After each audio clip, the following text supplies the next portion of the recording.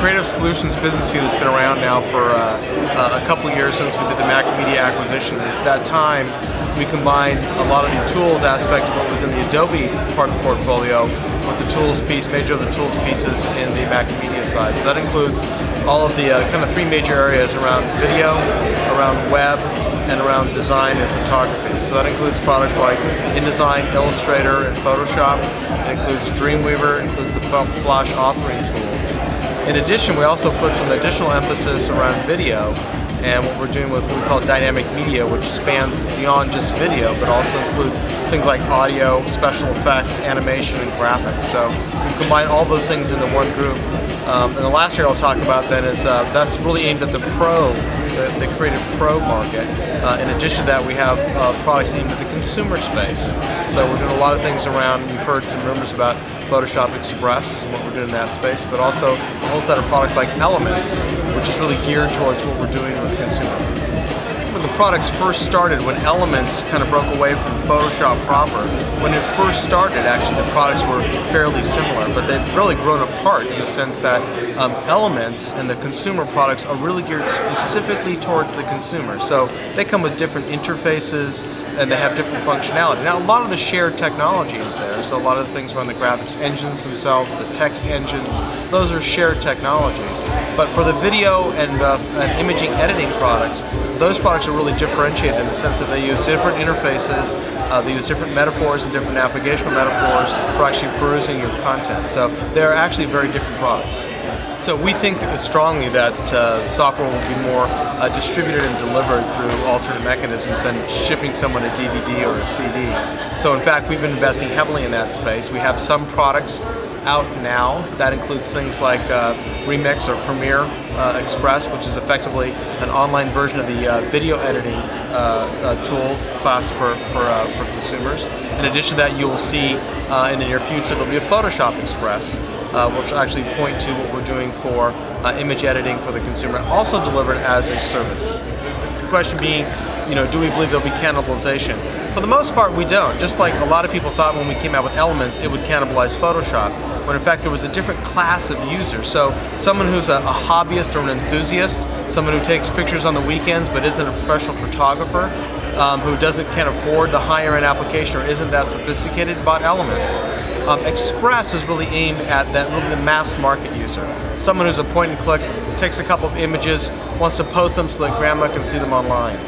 Those are the things where the Express class products are going to be targeted, so you can see them at the lower end on the broader perspective of the consumer class user. The area that's most interesting to us right now is subscription pricing models.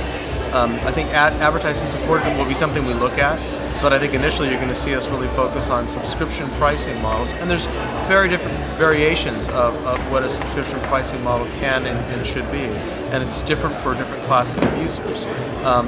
I think enterprise class customers and large scale organizations are looking for a different subscription pricing model, but also looking for more all-you-can-eat and more enterprise license agreement style contracts with us. So they'll be very different than you or I as a consumer purchasing a subscription for a month or for a year to be able to edit our images or edit our videos online. Buying suites versus just buying point products, or maybe getting those products through the web? I think it's proved out to be even more relevant today than it was 3 years ago. As we're seeing people across mediums are actually looking to integrate those mediums. So someone who used to be just a videographer also now wants to know how to get that video up on the web. Someone who was moving from print to web, or from print to do rich media. We're seeing more and more people want to span these technologies and spectrums, so they're looking for tools that actually help them actually integrate across these workflows. So what we're trying to do is actually get tighter and tighter integration and make it easier for people to move from one application or one medium to the next.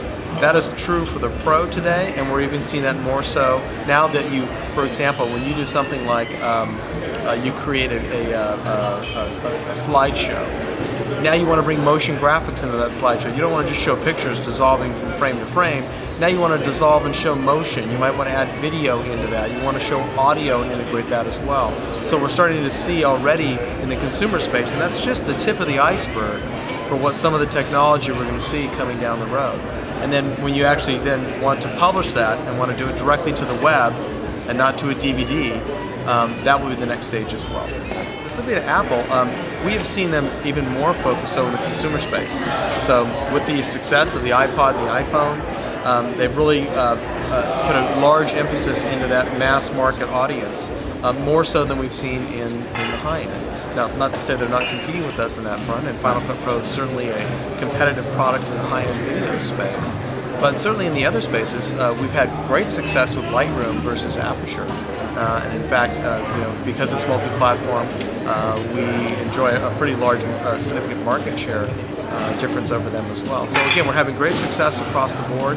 We're actually even having great success in the video space, head-to-head with them, with Premiere Pro and with After Effects and with special effects of Encore and Soundbooth. So we've done quite well across the board. And again, because we're multi-platform, we offer differentiation as well. The Macintosh platform itself has had wild success as well, and that's very good for us. And that's where we've actually done a great job, I think, in optimizing our platform, moving our video products back to the Mac platform with the last rev, and we've committed in the foreseeable future we will continue to have all of our products shipping simultaneously on both the Windows and the Mac platform, because it's absolutely gaining momentum right now. We're doing it from an Adobe perspective, is look at multi-platform technology such as Air being a prime example of something.